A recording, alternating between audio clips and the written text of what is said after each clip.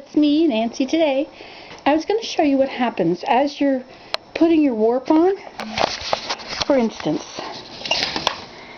here is the warp going on. Now I've got brown and blue because I ran out of brown. Or ran out of blue, actually. Okay, and so I've got my reed down here, and it's... Now this is what happens, okay? Now Anchorage says as long as you don't have tension on any part of it, it's okay not to have tension on it. You know, to have somebody down here pulling on the end. See? I would pull on them to begin with to get them all sort of straight. And then we weave it around, we wind it around. And see what happens as you wind it? It pulls the beater bar. Okay, and then I put my brake on. Oops.